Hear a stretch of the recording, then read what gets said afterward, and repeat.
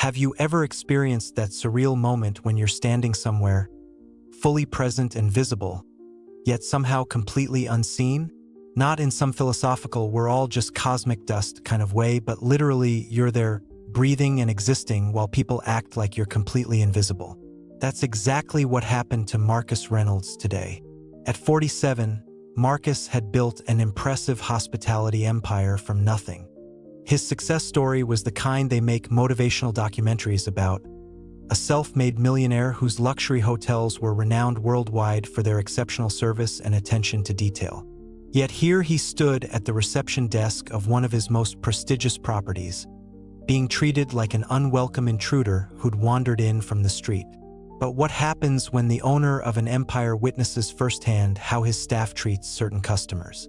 The results might shock you. This wasn't just any random visit. For weeks, Marcus had been receiving concerning reports about this particular location.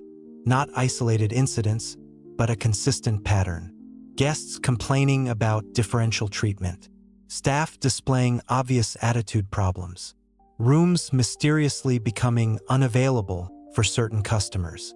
Have you ever noticed how some businesses treat different customers with varying levels of respect depending on how they look? What invisible criteria are they using to determine who deserves courtesy? Marcus could have handled things conventionally, scheduled a formal meeting with management, ordered an internal audit, thrown around corporate buzzwords and hoped the issue would resolve itself. But Marcus knew better. Problems like this didn't magically disappear. They needed exposure. So he arrived unannounced. No designer suit. No chauffeur. No entourage. Just a regular guy checking in for an overnight stay. The perfect opportunity to experience his own company's world-class service firsthand. The front desk was staffed by a 20-something blonde named Ashley, whose entire demeanor screamed, "I'm doing the absolute minimum this job requires." She was leaning back, completely absorbed in her phone, texting, scrolling, or whatever people do when actively avoiding eye contact with customers. Marcus waited patiently. He cleared his throat. Nothing. He tapped lightly on the desk. Still nothing. "Excuse me," he finally said. Ashley released an exaggerated sigh, the kind reserved for people who dare interrupt your important social media browsing. She reluctantly lifted her gaze, blinking as though Marcus had materialized out of thin air. "Yeah?" she responded flatly. Not "welcome to our hotel." Not "how may I assist you today?" Just "yeah," as if his presence was an inconvenience to her personal time. "When was the last time you received service that made you feel unwelcome? What did it say about the establishment's culture?" Marcus kept his tone even. "I have a reservation. Marcus Reynolds." Ashley barely concealed her smirk as she turned to her computer and began typing with the enthusiasm of someone completing a tedious chore. Yeah. "Nope, don't see it," she replied. Marcus raised an eyebrow. "Are you certain about that?" "Pretty sure," she responded without even looking up, already returning to her phone scrolling as if the conversation had concluded. That's when Marcus knew. This wasn't a system malfunction. This wasn't a technical glitch. This was deliberate. She had taken one look at him and decided, not worth my effort. Marcus took a deep breath, maintaining his composed expression. "Could you please check again?" Ashley rolled her eyes but indulged him, tapping half-heartedly at the keyboard. "Nope, still nothing." "Sorry," she stated, though her tone conveyed zero actual remorse, just boredom and impatience. What would you do if you were Marcus in this moment? Would you reveal your identity immediately or continue the charade to see how far it would go? Marcus calmly retrieved his phone, navigating to his confirmation email. "I have my booking confirmation right here," he said, holding up the screen. Ashley barely glanced at it. "Yeah, well, the system doesn't lie." "Neither does my email," Marcus replied firmly. Another dramatic sigh. "Look, sir, maybe you made a mistake. It happens. Maybe you booked a different location? Happens all the time." Marcus tilted his head slightly. Are you suggesting I'm lost?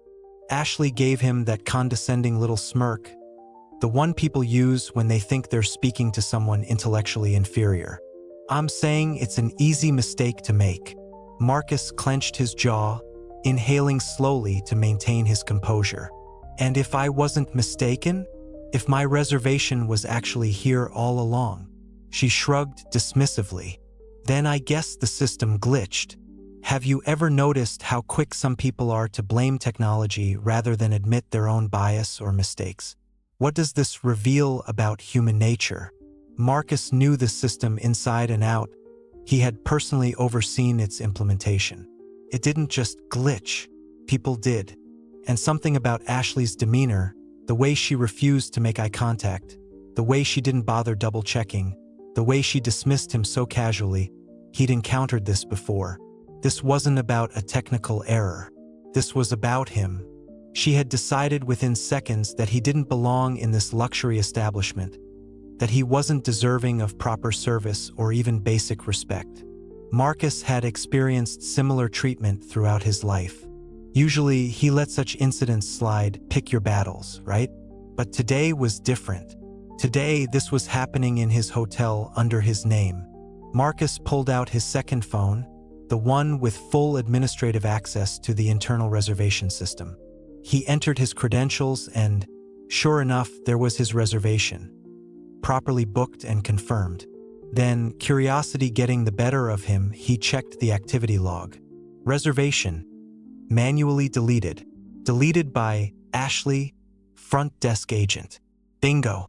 Marcus glanced at her name tag, suppressing a knowing smile. This was about to get interesting. He took a deep breath and forced a pleasant expression. Tell me something, Ashley. She hummed, still tapping away on her phone. What exactly happens when a reservation gets deleted from the system? She barely looked up. Oh, it just disappears from the database. No big deal. Marcus nodded thoughtfully. And who has the authority to perform such deletions? Ashley shrugged. Only front desk personnel, obviously. Like yourself. Yeah, why? She blinked, suddenly wary. Have you ever caught someone in a lie so blatant they didn't even try to cover their tracks? What goes through their mind in that moment of exposure? Marcus tapped his screen one final time, pulled up the activity log, and turned the phone toward her. Ashley's eyes flickered to the screen, and for the first time that evening, genuine nervousness crossed her features. Because there it was, her name right next to the deletion. Ashley swallowed hard, the color draining from her face. Marcus leaned in slightly, lowering his voice. So tell me, Ashley, why the hell did you delete my reservation? Her mouth opened and closed repeatedly, but no words emerged. For the first time all night, she was completely speechless. Marcus couldn't help but smile. This was going to be one hell of an evening. What invisible prejudices might we all be carrying that influence how we treat others without even realizing it? Marcus had encountered numerous uncomfortable situations throughout his career, but this was unprecedented. He stood there watching Ashley desperately trying to pretend she wasn't completely terrified, and honestly, he almost felt sorry for her. Almost. But no, she had created this situation herself, and now she would face the consequences. She kept staring at the screen, her fingers twitching as if desperately searching for some digital undo button for her actions. But there was no escape from this digital evidence. I didn't, she began stammering. Don't even attempt to explain, Ashley, Marcus interrupted firmly. She flinched visibly, snapping her mouth shut. Marcus stepped back, took a deep breath, and collected himself. Part of him wanted to unleash his frustration, to let everyone in this elegant lobby know exactly what had just transpired. But no, not yet. This situation required finesse. Instead, he leaned casually against the counter and smiled. Here's what's going to happen next, Ashley. She swallowed nervously. You're going to find me a room, right now. She hesitated momentarily, but when he maintained his steady gaze, she scrambled to type, her fingers audibly shaking against the keyboard. Okay, ooh. She muttered under her breath. Speak clearly, please. I found a room, she managed. Of course you did. She grabbed a key card and slid it across the counter, still avoiding eye contact. Here you go, sir. Marcus didn't reach for it. Which room is this? 1427. When people are caught in wrongdoing, do they typically double down or try to make amends? What does each response reveal about character? Marcus sighed heavily. The worst accommodation in the entire building. Huh? Ashley froze, visibly panicking. She thought she was being clever. Room 1427 was positioned directly adjacent to the elevator machinery, next to the maintenance closet, with a spectacular view of the dumpsters in the back alley. Marcus knew every room in this hotel intimately. Hell, he had personally approved the architectural plans. This was textbook pettiness. Ashley, he said, tilting his head slightly, do I strike you as unintelligent? Her expression contorted. No, Then why are you attempting to manipulate me as if I don't recognize exactly what you're doing? Complete silence fell over the lobby. The tension was palpable. Other guests had begun noticing the confrontation. A couple seated on nearby couches exchanged glances while pretending not to eavesdrop, and a bellhop in the corner suddenly became intensely focused on adjusting his uniform cap. Marcus slowly picked up the key card. Thank you, Ashley. With that, he turned and walked toward the elevators. But this situation was far from resolved. How often do we witness injustice and say nothing? At what point does silence become complicity?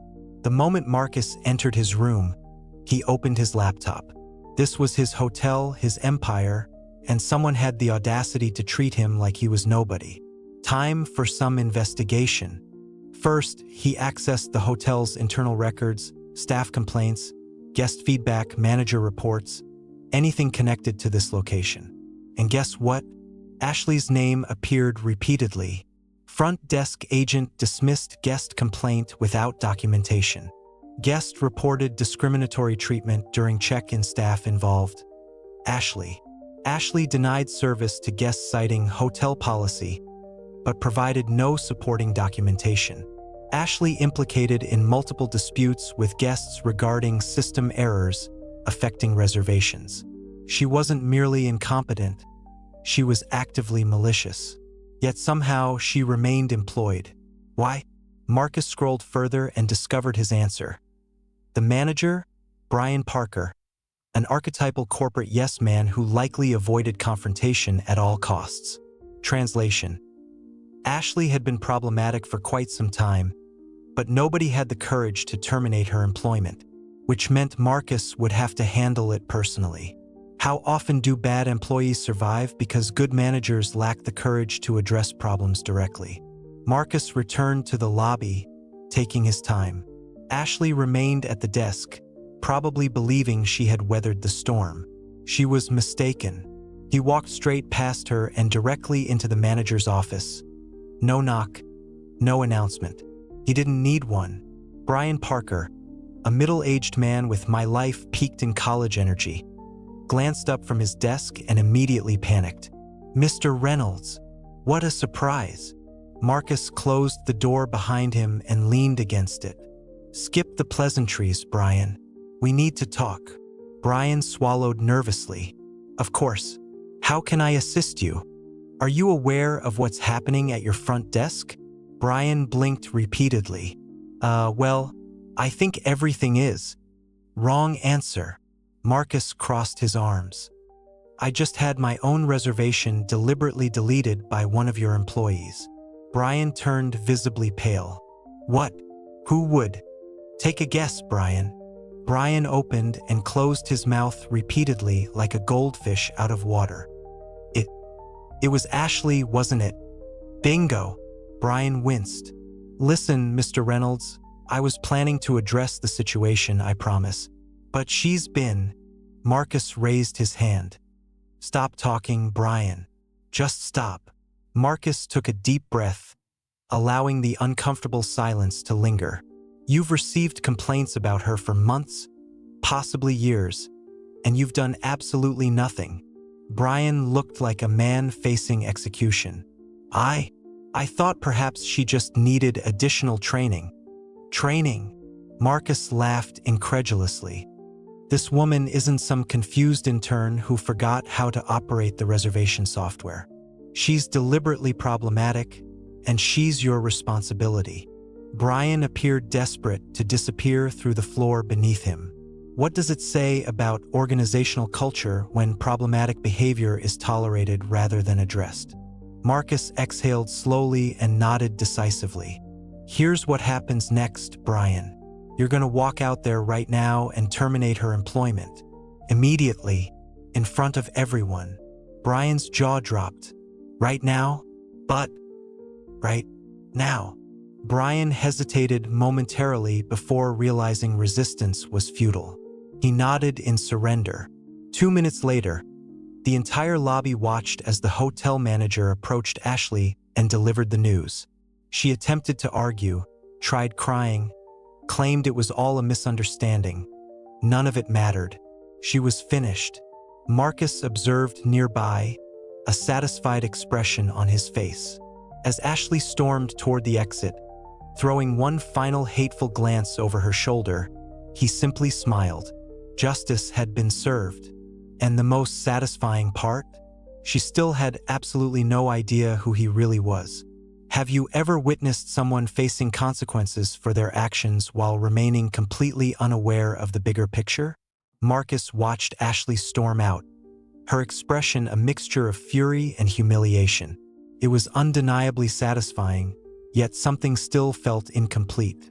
Perhaps it was because she remained oblivious to exactly who had just ended her career.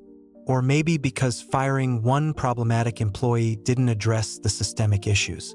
He hadn't come merely for revenge. He was here to rehabilitate his empire. Brian, still looking like he desperately needed a strong drink, turned to Marcus, wiping perspiration from his forehead. I handled it, he said weakly. Marcus smirked.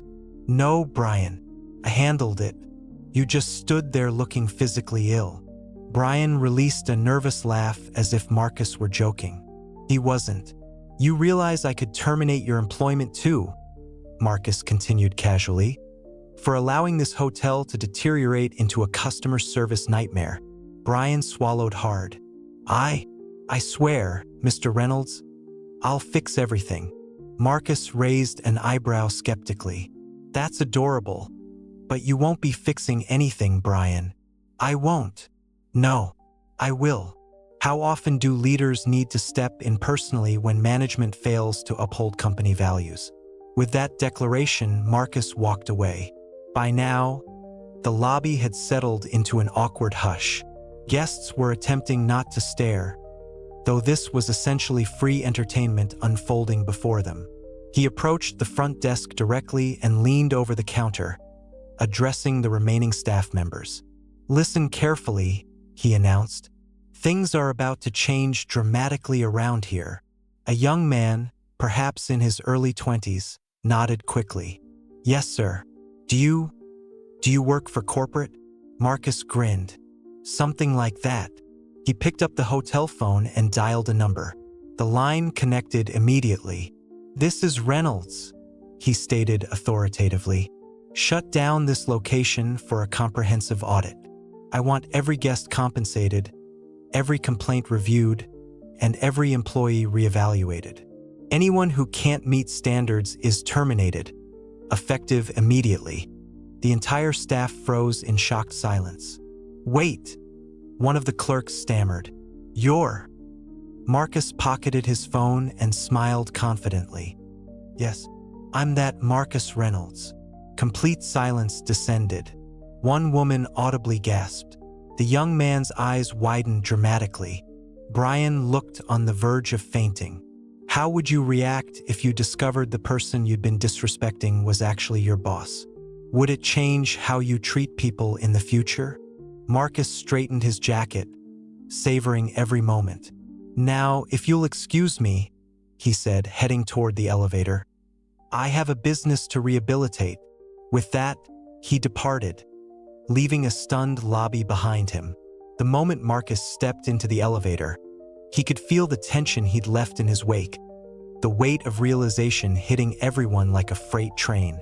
He could practically hear their collective thoughts. Oh my God, that was the Marcus Reynolds. As the doors slid closed, he allowed himself a satisfied smile. Perfect. By the time he reached his suite, his phone was already buzzing incessantly. Corporate, board members, probably Brian begging for mercy. He ignored them all, let them sweat, let them wonder. Instead, he opened his laptop and logged into the system. First order of business. Cleaning house. Ashley, blacklisted. She wasn't merely fired. She would never work in any of his properties again. Brian hanging by a thread. He'd receive one final opportunity to prove he wasn't completely incompetent. Then Marcus addressed the guest complaints. Some of these people had been disrespected, ignored, blatantly mistreated. That wasn't just poor business practice, it was personal. Marcus ensured every single affected customer received a full refund, complimentary accommodations, and VIP status for their next visit.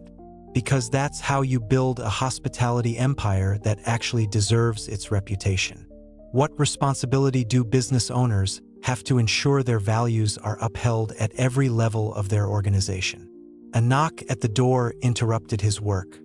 It was Brian, his face ashen. "Mr. Reynolds, please." "I had no idea." Marcus leaned against the doorframe, arms crossed. "That's precisely the problem, Brian. You had absolutely no awareness of what was happening in your own establishment." Brian swallowed nervously. "I can fix this, sir. I swear." Marcus tilted his head contemplatively. "You fired Ashley?" Brian nodded frantically. "Yes, exactly as you instructed." Marcus smirked. "Good. Now pack your things." Brian froze. "What?" "You heard me. You're done. You allowed this place to deteriorate under your supervision. You should have addressed these issues long before I had to intervene personally." Brian's expression crumbled. "But Mr. Reynolds, please, Marcus clapped him on the shoulder. "Relax, Brian. I'm sure there's a budget motel somewhere that would appreciate your management style." Brian staggered backward, speechless. Marcus closed the door in his face. No more second chances, not in his empire. He poured himself a well-deserved drink, sat back, and exhaled deeply. The hotel would improve. The business would strengthen. And the next time some front desk employee considered pulling similar behavior, they'd think twice. Because now everyone knew exactly who the hell he was. What would you do if you owned a business and discovered your employees weren't treating all customers equally? How would you rebuild a culture of respect?